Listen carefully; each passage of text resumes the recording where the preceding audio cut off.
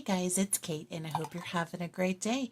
I'm back with another watercolor and I'm going to be doing some background painting, and then we're also going to use some alcohol on this so we can get some really fun textures.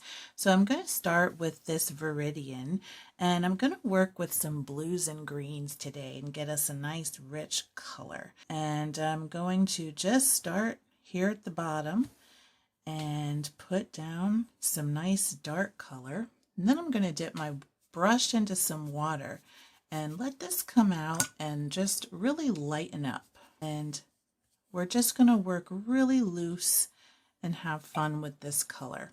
So next I'm going to go into the phthalo blue green shade, and this is just a really gorgeous blue, and I love the look of this one. I can kind of mix it in with the green a little bit if I want to, and I'm working slowly and pretty wet. I want to get a good mixture of value on this page, so I'm going to have some darker colors and some lighter colors. So I'm going to go back into this Viridian just like that and let it kind of mix in there, and then wet my brush and let this spread out a bit. And I might add some more down in this area here. And I'm using plenty of water so that it gets nice and wet. Now if I want to darken it up, I can dab some back in with my brush and then kind of continue on with adding water and letting it spread out just like that. I'm going to go back into the blue. I'm going to grab a little bit of water on my brush and just make sure I get this nice and activated. And I'm going to come back in with some more of this color. And if I get some interesting marks, I'm just going to leave those there. That can be kind of a fun way to add texture to the paper, where if you're going to be doing any drawing or doodling on it later, that can really just do something special. Okay, back into the Viridian, and maybe I can add a few little dots in here just for fun, and then just alternating back and forth. So I've got this blue here and I just love it.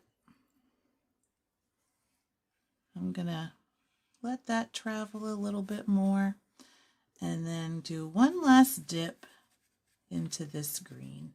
Now I've got it kind of drying a little bit down here toward the bottom, so I'm going to use that opportunity to glaze a little bit, just like that. All right. Now I'm going to grab my alcohol. Some of this is slightly damp, some of it is more wet because I started at the bottom. So the marks might look a little bit different depending on where I go on the paper. But this is going to add a really beautiful little dot pattern. And some of them, because I'm kind of shaking it out close to the page, some of them will be a little bit larger depending on how much alcohol actually comes off my spritzer. And I'm just dipping right into my jar and just tapping it out. Now right here you'll see I didn't really get much effect, and that's really because it is probably a little bit drier. I don't want to touch it, but you can kind of see as I drop alcohol, it doesn't really do anything there. It's just too dry. So ideally your paint is slightly damp to wet. If it's too wet, it actually will push the watercolor aside, and then the watercolor will just kind of flow back into the empty space. So there's kind of a sweet spot, just like if you're working with salt or something like that. Now what I'm also going to do is add a spray of plain alcohol. So I'm just going to grab my little swatch sheet and I'm going to do a quick little spray. You can see that really awesome texture that brightens it right up. So we have a ton of really cool effects going on the background here. So I am going to set this aside to dry, and then we can come back and play some more. All right, I am back, and we have some just wonderful texture here. There's so much opportunity with some of these alcohol marks, and it just leaves just awesome results. You can get really good results with salt and dropping water on it too, but there's just something special about these little hard outlines you get with the alcohol. It really has a repelling effect with the watercolor that I haven't really found another substitute for. So I'm looking at this, and I was going to do just some general patterns and stuff, but I'm looking at this and I almost see like a very abstract tree. Like this could be the trunk, and then you could have some branches kind of coming over here and coming over here and here and here. So I think I want to kind of embrace that today. I grabbed my thicker black tip. It's my number 1, and I want to explore that and just see how it turns out. And something I thought of is I could do like a solid or semi-colored in trunk, or use a very tight pattern. I'm not sure yet. And then for each of these little tree boughs, I can maybe make a different kind of Zentangle or doodle pattern or something like that. So let's just see what happens and go with the flow. So I'm going to zoom in a bit so you can see what I'm doing, and I'm going to start at my trunk. Now this is going to be kind of a whimsical looking tree because nothing in here is really in proportion. It's going to be very doodly, but I'm going to follow the outline of my watercolor.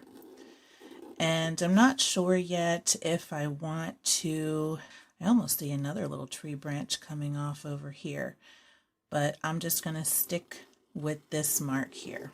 So this could be the trunk, and I have some decisions to make on whether I want to break this up a bit or do some kind of tight pattern in here.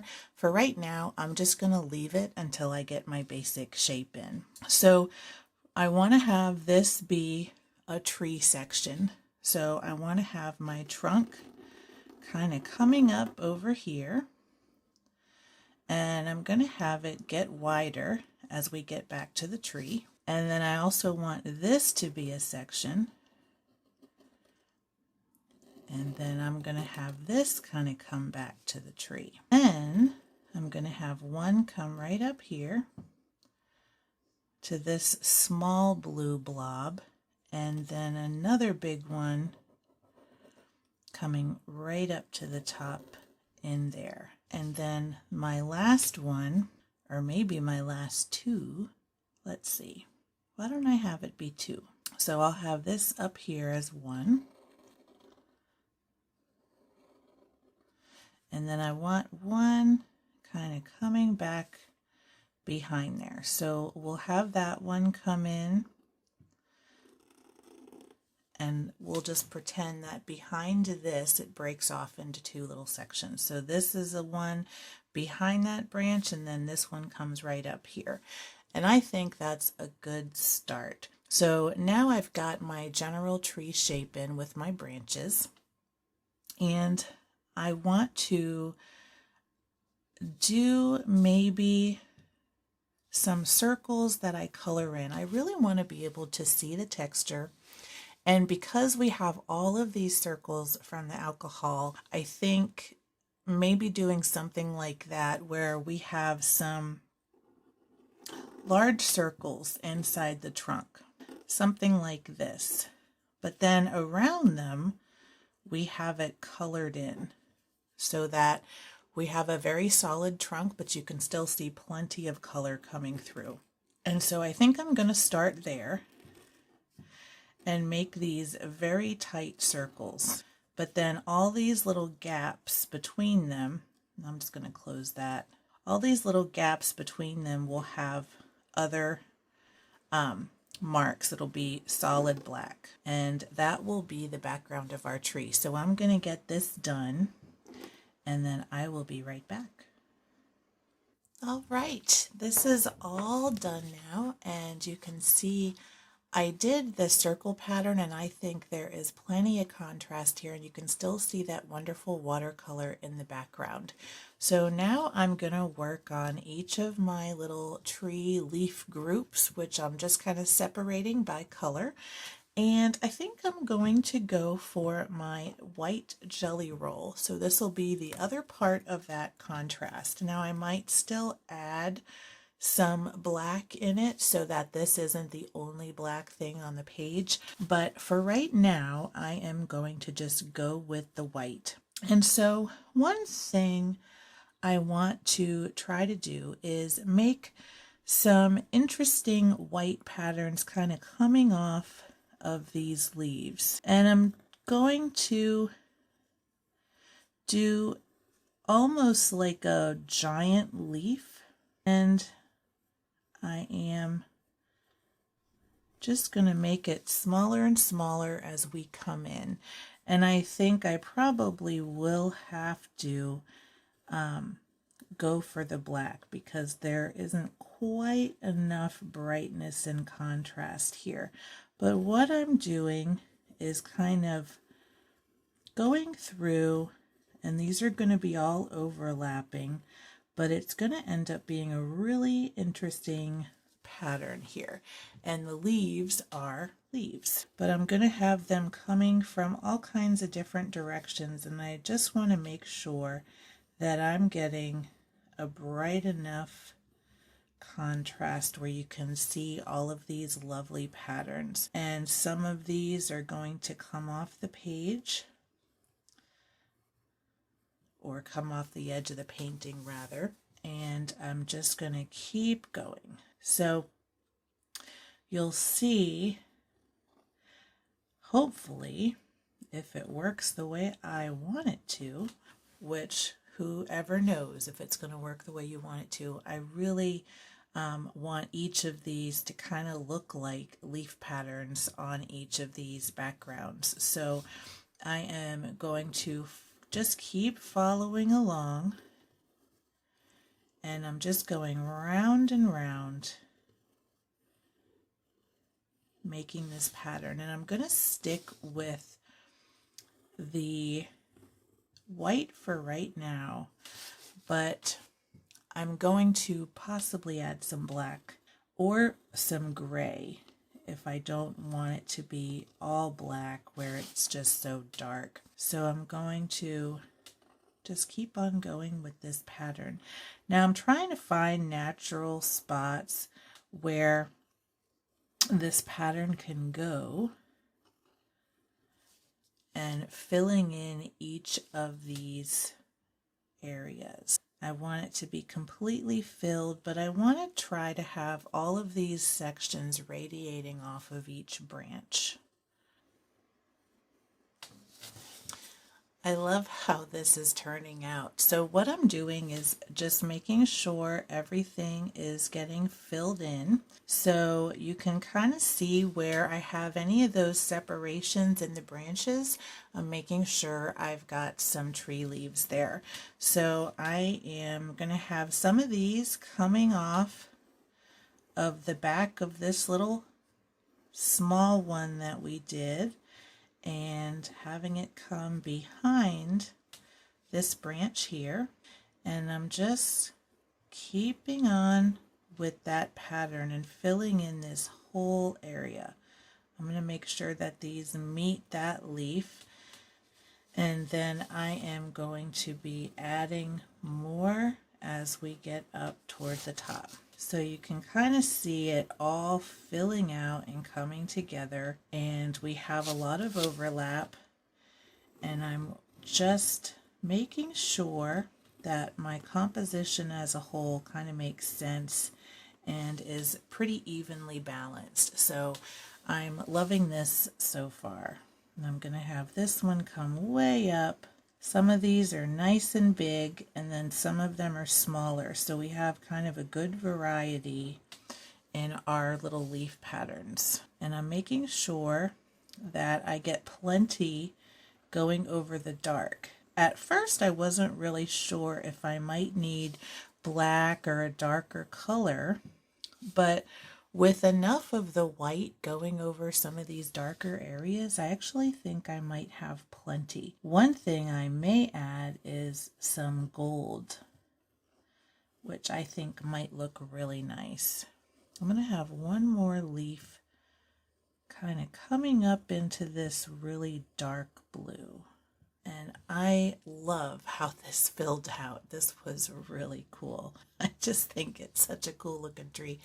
I'm just tickled pink about it. Okay, so this goes to show, keep cloud gazing and you get some pretty interesting things. All right, I think I will grab some gold, and I might actually put gold in a few of these little tree branch circles, just as an extra bit of something. And I'm going to just fill these circles in sporadically so you get kind of a pop of metallic, but it's not covering the whole thing. It's just kind of sparing. And I'm just picking, like my hand is just deciding where it wants to go. I'm not really thinking too hard about it. I just want to get enough filled where it's a semi pattern. Now, one thing I don't have is really any against my edges. So I'm just going to pick a couple that are against the side. Maybe right here. Why not? We can have two next to each other. And then one right there. And I'll do this little corner dot. And I love that. So what I might do over here is outline just a few of these random leaves in gold so I can bring the gold back into the rest of my painting. So what I might do actually is where I feel like I want some extra contrast and where the white pen doesn't show up all that well, maybe that's a good candidate for the gold pen. So I'll kind of have this one coming out there, and maybe I'll put this one that's kind of behind everything in gold, and then I don't really have much on this side, so I'll make sure I get that one that's kind of coming up off the page and that one coming out of the back, and then why not this one coming toward the bottom. So we have just a sporadic covering of that gold, and I think that really brings all this together. And I'm going to call this done because we have a lot of really wonderful color on here, wonderful texture. You can see that whole doodle, and it doesn't take long at all. So I am going to lift this up so you can get a close-up and that wonderful texture from the rubbing alcohol we dropped on the wet paint. And this one was a really fun one. I loved it. We have to do more like this. So if you like this video, make sure to give it a thumbs up. If you have feedback, leave a comment below. If you want to subscribe, do so you can see more videos like this, and I know that I am delivering content that you would like to see. And thank you again for watching. Until next time, keep creating.